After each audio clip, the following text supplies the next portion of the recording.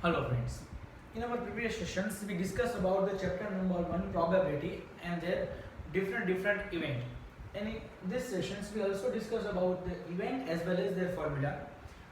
First of all what is probability. तो हमने कल ही हमारे लास्ट लेक्चर के अंदर हमने बताया था कि भाई जो चीज़ होने वाली है, ओके, जो चीज़ हैपन हो सकती है इन फ्यूचर, उसके बारे में प्रेजेंट में आप जो डिस्कशन करते हो दैट्स कॉल्ड प्रोबेबिलिटी। नाउ तो अब हम आज कौन सी इवेंट के बारे में पढ़ने वाले हैं। तो सबसे पहले हमारी इवेंट है डिफरेंस इवेंट। डिफरेंस मतलब गैप। हमने देखा था कि भाई हमारा जो U है, जो सैंपल स्पेस है, उसमें से बहुत सारे डिफरेंट एलिमेंट सिलेक्ट करके बहुत सारे इवेंट्स बनाई जाती है। उसमें से अगर आप कोई दो इवेंट सिलेक्ट करो, you select two events from the your sample space U, that time it's event A and event B। Okay, we assume event A और इवेंट B एज्यूम करते हैं और उनका हमें क्या लेना है, डिफरेंस इवेंट लेना है। तो चलो क्या होगा, उसका डिफरेंस इवेंट की फॉर्मूला क्या बनेगी, द सेट ऑफ एलिमेंट्स और आउटकम्स, जो भी सेट या फिर जो भी आउटकम्स है, where event A happens but event B does not happen is called difference event. जो एलिमेंट्स इवेंट A में है और जो एलिमेंट्स इवेंट B में नहीं है, मतलब difference. Outcomes where event A is happen but event B does not happen is called difference event। चलो तो उसको हम डिनोटेट करते हैं A माइनस B से। उस इवेंट को हम कैसे डिनोट करेंगे, A माइनस B, क्योंकि हमें क्या बोला है, इवेंट A हैपन है, मतलब वो बन रही है और इवेंट B नहीं बन रही है। क्लियर, आपको फाइंड आउट करना है कि इवेंट A बन रही है और इवेंट B नहीं बन रही है। तो A happens and B does not happen, तो A माइनस B। अगर यही चीज मैं इस तरीके से लिखूं तो B माइनस A, तो इसका मतलब होगा B happen and A does not happen। जो पीछे वाला है वो पॉसिबल नहीं है, वो बन रहा नहीं है। तो चलो denoted by A minus B। इस इवेंट को अगर हम कंसीडर करें A माइनस B, तो उसका मतलब क्या होगा, उसे फाइंड आउट कैसे करेंगे। तो हमें जो माइनस, जो नहीं हो रहा है, उसका कॉम्प्लीमेंट्री इवेंट चाहिए। कॉम्प्लीमेंट्री मतलब B डैश, तो A इंटरसेक्शन B डैश। अगर आप इसकी वैल्यू फाइंड आउट करोगे, इवेंट A और B डैश का इंटरसेक्शन, तो आपको क्या मिल जाएगा, A minus B। Okay, otherwise A difference B। अगर आपके पास B डैश भी नहीं है, तो आप ये भी फाइंड आउट कर सकते हो, A minus A intersection B। जो पीछे है ना, ओके, वो निकाल के उसकी जगह पे क्या लिख दो, A इंटरसेक्शन B। ओके, और जो फर्स्ट है, जो इवेंट हैपन हो रही है, उसमें से उसको माइनस कर दो। If you have union of event A and event B, आप लोगों के पास यूनियन है, तो उसकी फॉर्मूला क्या बनेगी, A माइनस B फाइंड करने की। A यूनियन B माइनस जो इवेंट हैपन नहीं हो रही है, मतलब B हैपन हो रही है नहीं, does not happen, that's why possible नहीं है, तो माइनस क्या कर दो B। अगर आपके पास इंटरसेक्शन है तो A minus A intersection B। अगर आपके पास यूनियन है तो A union B minus B। और अगर आपके पास B और A दोनों है तो direct B dash find out कर लो और A union intersection B dash कर दो। सेम थिंग यहाँ पे हम अप्लाई करेंगे, जो पीछे है उसका डैश ले लो। अब आप लोगों को मैं सिंपल फंडा दिखाता हूँ कैसे बनती है इवेंट। आपको B में से A माइनस करना है, B यहाँ पे पॉसिबल है और A पॉसिबल नहीं है, तो इसकी फॉर्मूला आएगी B इंटरसेक्शन A डैश, जो पीछे है उसका डैश आ जाएगा। अदरवाइज दूसरी पॉसिबिलिटी क्या है, अगर आपके पास दोनों इवेंट का इंटरसेक्शन है, इंटरसेक्शन, तो वो इंटरसेक्शन पीछे आएगा, A इंटरसेक्शन B। तो आगे क्या लिखेंगे, इंटरसेक्शन मतलब वो पीछे के साइड जाएगा, आगे लिखेंगे जो इवेंट पॉसिबल है वो B minus A intersection B। और अगर आपके पास यूनियन है तो यूनियन कहाँ लिखा जाएगा, आगे लिखा जाएगा। ओके, और उसमें से क्या माइनस होगा, तो कि भाई जो इवेंट पॉसिबल नहीं है वो। समझ में आया कैसे बनता है, पीछे वाला ले रहे हो तो यूनियन लेना है, आगे वाला ले रहे हो तो इंटरसेक्शन लेना है, अदरवाइज पीछे वाले का डैश करके इंटरसेक्शन ले लो तो भी बन जाएगा। That's called difference event. तो एग्जाम में अगर आप लोगों को ये पूछे या फिर ये पूछे, तो आपको फॉर्मूला बना के कैलकुलेशन करता आना होना चाहिए। अब आपको तो पता ही है यूनियन कैसे फाइंड आउट करते हैं, दो इवेंट का इंटरसेक्शन कैसे फाइंड आउट करते हैं, वो तो हमने इसके अगले सेशन में बात कर ही ली थी। ए डैश कैसे फाइंड आउट करते हैं, बी डैश कैसे फाइंड आउट करते हैं, पता ही है। Okay, u minus a is equal to a dash and u minus b is equal to b dash, so that's called difference event. After that mutually exclusive and exhaustive. अभी देखो हमने last lecture में दोनों को separately calculate किया था। What is mean by mutually exclusive? तो mutually exclusive मतलब जिसका इंटरसेक्शन जीरो आता है, नल, फाइव। ओके, तो that's called mutually exclusive. And what is mean by exhaustive? तो क्या सर, देयर आर टू और मोर देन टू इवेंट्स जिसका यूनियन करने से हमें सैंपल स्पेस मिलता हो, मतलब सैंपल स्पेस मतलब यू, ऑल इवेंट्स मिलती हो, तो उसे हम क्या कहेंगे? Exhaustive event. तो सर जब दोनों पॉसिबल हो तो क्या सर दोनों का इंटरसेक्शन करोगे तो नल आ रहा है, और दोनों का यूनियन करने से वो क्या आ रहा है? तो क्या सर सैंपल स्पेस, तो उसे हम क्या कहेंगे? Mutually exclusive as well as exhaustive event. Okay, यहाँ पे मैंने दोनों लिखा है, देखो, where A intersection B is equal to null and A union B is equal to U, then it is mutually exclusive and exhaustive event. Now हम बात करते हैं elementary events. It's very easy. Elementary मतलब क्या? कि आपके sample space में, sample space मतलब U के अंदर जितने भी एलिमेंट्स है वो सारे के सारे एलिमेंट्स अपने खुद एक सैंपल स्पेस माने जाएंगे, अपने खुद के एक डिफरेंट इवेंट मानी जाएगी हर एक की। Okay, the event form by all the subset of single elements of a sample space. हर एक सिंगल एलिमेंट्स खुद का इवेंट है। फॉर एग्जांपल आप लोगों को बताया जाए कि आपके पास सैंपल स्पेस U है 1 2 3 4 5 और आपको एलिमेंट्री इवेंट फाइंड आउट करनी है, तो एलिमेंट्री इवेंट आपकी ये बन जाएगी, elementary event 1 is equal to 1, elementary event 2 is equal to 2, then after elementary event 3 is equal to 3, elementary event 4 is equal to 4, elementary event 5 is equal to 5। Okay, वो आपका क्या बन गया? Elementary event. हर एक सबसेट जितने भी elements है वो खुद के इवेंट्स माने जाते हैं। देख लो, इवेंट नंबर 1 के अंदर 1, इवेंट 2 में 2, इवेंट 3 में 3। क्लियर? अब अभी तक हमने जो पढ़ा वो सिर्फ और सिर्फ इवेंट था। अब इस इवेंट को हमें कन्वर्ट करना है प्रोबेबिलिटी के अंदर। और प्रोबेबिलिटी के अंदर मतलब क्या? तो कब हम अभी ये जितना भी एक्टिविटीज डायरेक्ट ए और बी, डायरेक्ट ए डैश बी डैश लिखते थे, वो सारा का सारा प्रोबेबिलिटी में लिखेंगे। और हमें पता है प्रोबेबिलिटी की वैल्यू ऑलवेज 0 से लेके 1 के बिटवीन में ही आती है। इसका मतलब क्या होगा? 0 and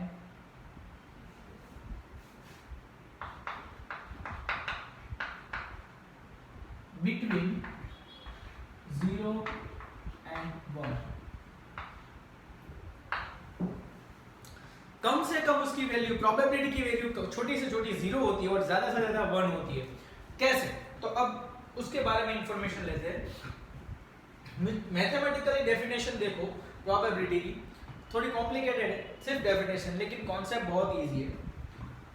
there are n outcomes in the finite sample space of random experiment which are mutually exclusive and exhaustive. आप n एलिमेंट्स लेते हो, जो टोटल आपका सैंपल स्पेस है ना U, उसके अंदर जितने भी एलिमेंट्स है उसको गिनो, उसको कंसीडर करना है n के अंदर। फॉर एग्जांपल ये सैंपल स्पेस है तो इसको हम कंसीडर करेंगे 5 एलिमेंट्स है, तो n इज इक्वल टू कितना आएगा? 5। And if m outcomes among them, उसमें से आप कोई एलिमेंट्स या फिर आउटकम सिलेक्ट करो, तो m outcomes among them are favourable for event A, the probability of event A। अगर उसमें से आपने m आउटकम्स सिलेक्ट किए तो वो फेवरेबल बन जाता है, और उसकी प्रोबेबिलिटी क्या बनेगी?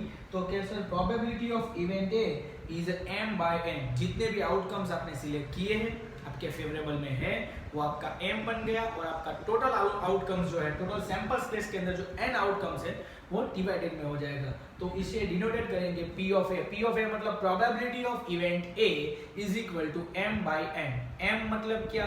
तो कीजिए पॉसिबल फेवरेबल आउटकम्स, और डिवाइड बाय n, n मतलब total outcomes. m is equal to possible favourable outcomes and n is equal to total outcomes. चलो रिजल्ट। अभी यहाँ पे जो हमने एक्टिविटीज मैंने यहाँ पे दिखाई है, ओके, वो आपको याद रखनी है, अपने माइंड में क्लियरली बिठा देना, क्योंकि इनके बेस पे ही आप आगे सम करने वाले हो।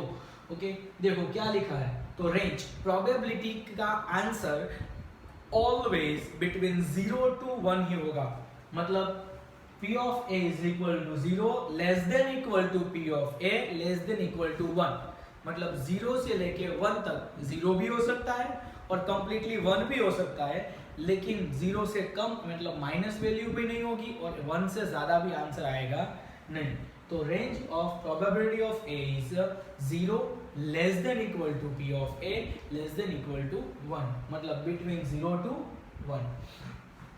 चलो देन आफ्टर, अगर आप बोल रहे हो कि सर हमारी जो इवेंट है वो इम्पॉसिबल इवेंट है, कैसी इवेंट है, इम्पॉसिबल इवेंट, तो इम्पॉसिबल इवेंट की प्रोबेबिलिटी क्या होगी, तो probability of impossible event is 0, P of null is equal to 0। यहाँ पे नल की जगह पे हम 5 भी लिखेंगे, 5 मतलब ब्रैकेट जो यहाँ पे है 5, हमने कल भी बताया था, that's it is called as 5 and it is called as null, इसको हम क्या बोलेंगे, नल, और यहाँ पे क्या होगा 5। Then after probability of certain event, certain मतलब जो आपका पूरा सैंपल स्पेस है फिक्स, ये पॉसिबल है, दैट्स कॉल्ड सर्टेन इवेंट। अगर पूरी का पूरा एलिमेंट्स आप प्रोबेबिलिटी के लिए कंसीडर कर दो तो वो आपका बन जाएगा P of U is equal to 1, क्या बन जाएगा, P of U is equal to 1। And probability of complementary event, complementary मतलब डैश, कॉम्प्लीमेंट्री का मतलब क्या होता है,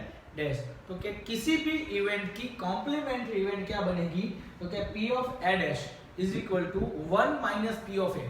याद करो यहाँ पे सिर्फ और सिर्फ इवेंट थी, अगर हम सिर्फ A डैश फाइंड आउट करते थे तो उसकी फॉर्मूला बनती थी U माइनस A बनती थी, दैट्स कॉल्ड इवेंट। और यहाँ पे हम जो फाइंड कर रहे हैं वो है probability of complementary event, probability लिख दिया तो उसका आंसर क्या होगा, P of A dash is equal to U की जगह पे A आएगा प्रोबेबिलिटी के अंदर, U माइनस A था उसकी जगह पे 1 माइनस P of A। तो complementary event, probability of complementary event is equal to P of A dash is equal to 1 minus P of A। Clear?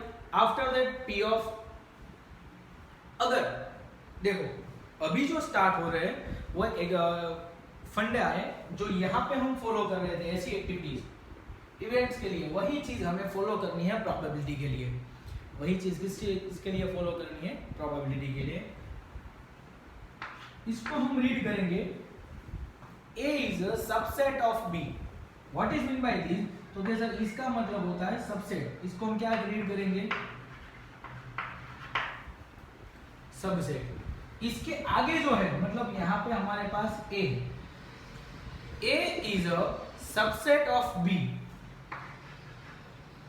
मतलब A की वैल्यू B में है, A की वैल्यू किसमें है, B में, मतलब पूरे का पूरा A में जितने भी एलिमेंट्स है वो सारे एलिमेंट्स इवेंट B के अंदर ऑलरेडी ऐड हो चुके हैं, तो उसे हम कहेंगे A is a subset of B।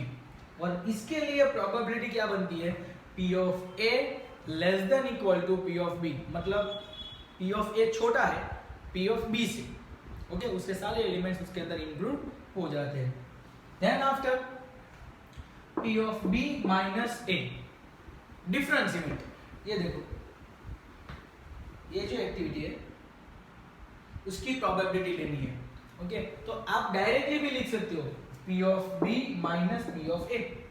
अगर A सबसेट ऑफ B है तो, अगर A सबसेट ऑफ B है तो ही सिर्फ P of B minus A is equal to P of B minus P of A लिख सकते हो।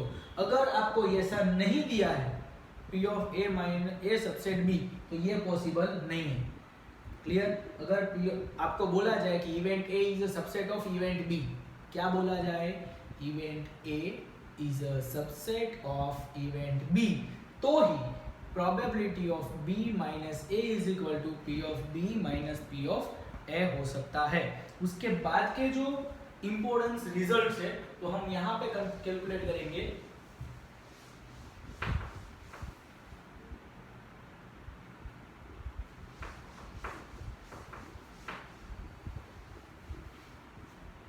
चलो सबसे पहले तो हम यहाँ पे एक चीज लिख दे, ओके, जो आप लोगों को समझने के लिए काम आएगा। यहाँ पे मैं लिख देता हूँ ए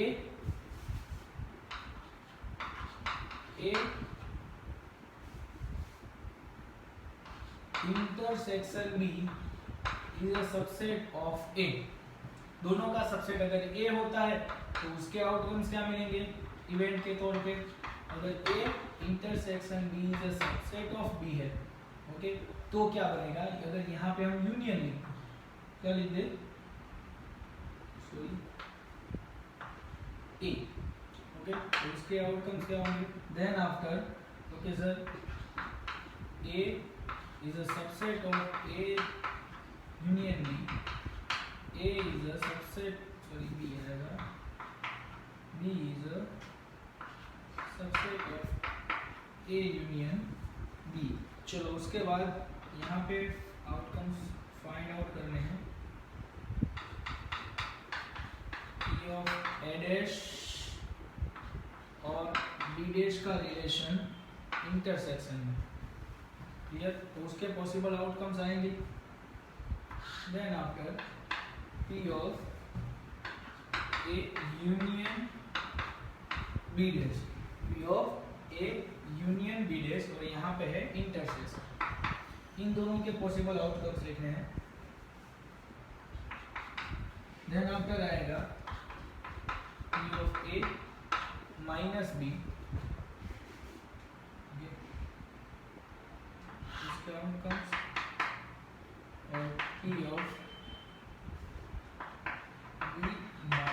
ए के आउटकम्स, ओके, और एक लास्ट में हम बताएंगे। चलो अभी देखो, यहाँ तक आप लोग जो इवेंट पढ़े थे वही आपको ऐसा ही दिख रहा है कि अगर ए इंटरसेक्शन बी है, अगर ए और बी दोनों इवेंट का इंटरसेक्शन लिया जाए और उसका सबसेट वो ए का सबसेट बनेगा, वो किसका सबसेट बनेगा, ए का सबसेट बनेगा। तो इसका मतलब क्या होगा, तो कि sir probability of A intersection B is less than equal to, subset का मतलब होता है लेस देन इक्वल टू, ये देखो subset is equal to less than equal to P of A. मतलब कि अब P of A intersection B का अगर प्रोबेबिलिटी लोगे तो उसकी वैल्यू पी ऑफ ए से कैसी होगी, छोटी होगी। Same as it is P of A intersection B की वैल्यू P of B से भी कैसी होगी, छोटी होगी। लेस देन इक्वल टू का मतलब कौन बड़ा होगा, P of B बड़ा होगा। जिस साइड एरो है वो वैल्यू कैसी होती है, छोटी होती है। जिसके साइड डबल एरो होता है, फॉर एग्जांपल ये लेस देन है तो इस साइड की वैल्यू कैसी आती है, बड़ी आती है, क्योंकि उनके तरफ दो राइट्स है, ये बड़ा है, इस तरफ की वैल्यू छोटी आएगी। सेम एज इट इज वही, अगर आप P of A की वैल्यू ले तो वो बड़ी होगी किससे, P of A union B। यहाँ पे यूनियन की अगर वैल्यू ली जाए तो वो किसी एक एलिमेंट से बड़ी होगी, क्योंकि यूनियन के अंदर P of A already add हो चुका है और एज वेल एज B भी है। याद करो यूनियन का मतलब क्या था, A और B दोनों के अंदर जो एलिमेंट्स है वो सारे एलिमेंट्स एज वेल एज जो कॉमन है वो वन टाइप, ओके। यहाँ पे भी सेम, अगर A का एलिमेंट इसमें इंक्लूड है तो ये क्या हो जाएगा, बड़ा हो जाएगा। Same as it is P of B के लिए भी वही होगा, P of A union B, क्योंकि इन दोनों के अंदर A as well as B दोनों के एलिमेंट्स इंक्लूड है और यहाँ पे सिर्फ और सिर्फ B के एलिमेंट्स इंक्लूड है। चलो देन आफ्टर आप लोगों को बताया है कि sir A dash intersection B dash. अब आपके पास दोनों के कॉम्प्लीमेंट्री इवेंट्स होने चाहिए, लेकिन नहीं है तो उसका एक सिंपल फंडा भी है। इसको आप ऐसे भी लिख सकते हो, प्रोबेबिलिटी ऑफ ए इंटरसेक्शन को कन्वर्ट कर दो यूनियन में, ओके, और ये जो दोनों के डैश है वो कॉमन में चले जाएंगे। मतलब ए यूनियन बी पूरी इवेंट का कॉम्प्लीमेंट्री इवेंट बन जाएगा। पूरे का क्या बन जाएगा, कॉम्प्लीमेंट्री। अगर आपके पास यूनियन ए यूनियन बी की वैल्यू है तो आप directly A union B dash find कर लो और उसका जो आंसर आएगा वो same as it is A dash intersection B dash का आंसर आएगा। अगर फिर भी नहीं तो इसका भी एक सिंपल वे है। इसका मतलब क्या होगा डैश का, तो कि sir P of 1 minus P of A union B. ये देखो कहां पे लिखा था, ये रहा ए डैश का मतलब 1 माइनस पी ऑफ ए। तो यहाँ पे इन पूरे का डैश है, इसका पूरे का डैश है, तो 1 minus P of A union B. Same as it is यहाँ पे देखो क्या है, यूनियन। तो हम क्या कर देंगे, P of A intersection B dash, और एज वेल एज क्या करेंगे 1 minus P of A intersection B, क्योंकि डैश निकल गया, उसकी जगह पे एक में से उसको हमने माइनस कर दिया। तो अगर आपको इसकी वैल्यू चाहिए ए डैश यूनियन बी डैश की, तो आप इसके थ्रू भी फाइंड आउट कर सकते हो और इसके थ्रू भी फाइंड आउट कर सकते हो। ओके, और अगर आपके पास कोई भी वैल्यू नहीं है और आपको चाहिए A union A intersection B whole dash, तो ये फंडा भी रख सकते हो और ये भी रख सकते हो, किसी भी वे में आप फाइंड कर सकते हो। चलो अब हम आते हैं ए माइनस बी पे। अभी इसी लेक्चर के अंदर हमने स्टार्टिंग में बात की थी difference event A difference B, clear? तो वही फॉर्मूला यूज करनी है। कौन सी थी, ए माइनस बी की फॉर्मूला क्या थी, okay, A intersection B dash था। ओके, तो हमें कुछ नहीं करना, प्रोबेबिलिटी है तो सिर्फ प्रोबेबिलिटी लगा दो। उसका अदर फॉर्म क्या था, तो कि पी ऑफ ए, आगे वाला जो इवेंट है वो माइनस दोनों का इंटरसेक्शन, तो ये भी बन सकता है। ओके, और अगर आपको पीछे कंसीडर करना है तो आगे क्या लेना है, यूनियन लेना है, याद करो। तो P of A union B minus P of B, जो पीछे है वो पीछे के साइड जाएगा और आगे यूनियन करेगा। अगर आगे वाला लिख रहे हो तो पीछे इंटरसेक्शन बन जाएगा। क्या बन जाएगा, intersection. Same as it is यहाँ पे P of B intersection A dash. Okay, और अगर आप चाहे तो इसको ऐसे भी लिख सकते हो, पी ऑफ बी पहला इवेंट माइनस दोनों का इंटरसेक्शन, और अगर आपके पास यूनियन है तो P of A union B minus P of A, पीछे वाला ए है तो ए, क्लियर, सिंपली है। अब देन आफ्टर यहाँ पे मैं एक इंपॉर्टेंट चीज लिख रहा हूं, बरोबर, आईएमपी है 1 मार्क्स के अंदर, याद रखना। ओके, सबसे छोटी वैल्यू प्रोबेबिलिटी के अंदर 0 होती है। ओके, 0 से बड़ा क्या होगा, तो कि दोनों की वैल्यू होगी। ओके, ए इंटरसेक्शन बी वो 0 से बड़ा होगा, उससे भी बड़ा क्या होगा, मतलब less than equal to P of A. अब यहाँ पे पी ऑफ ए लिखो या पी ऑफ बी लिखो चलेगा, दोनों में से कोई एक इवेंट इन दोनों के इंटरसेक्शन से कैसी होगी, बड़ी होगी, क्लियर। चलो अब उससे भी बड़ा मतलब लेस देन इक्वल, ये कंटिन्यूअसली चल रहा है, 0 से more than P of A intersection B, P of A intersection B से more than P of A, then after P of A से भी बड़ा, okay, it is a less than P of A union B, मतलब P of A union B is a more than P of A. Okay, then after ये इससे भी बड़ी एक और चीज आती है। ओके, इससे भी बड़ी एक कौन सी चीज आती है, क्योंकि तो ये सर ये सिर्फ यूनियन है, ये दोनों क्या है, यूनियन। यूनियन का मतलब उसके अंदर सारे एलिमेंट्स इंक्लूड होंगे, लेकिन repeated elements only one time होंगे। अगर उसकी जगह पे मैं सिर्फ दोनों इवेंट का प्रोबेबिलिटी लेके प्लस कर दूं, तो इसका जो आंसर आएगा वो इससे भी बड़ा होगा, P of A plus P of B, वो यूनियन से भी बड़ा होगा या फिर इक्वल टू भी हो सकता है। तो ये थे different elements as well as probability के तौर पे डिफरेंट वैल्यूज, ओके, जो हमने इस सेशन के अंदर बात की। ये आपको खास अपने बुक्स के अंदर मेंशन करने हैं और लर्न भी करने हैं, और सारे इवेंट प्रॉपरली रीड कर दोगे तो ही समझ में आएगा, तो ही आप लोगों को ये चैप्टर कैलकुलेट करने के लिए इजी रहेगा या फिर समझ में आएगा इजीली। Okay, thank you.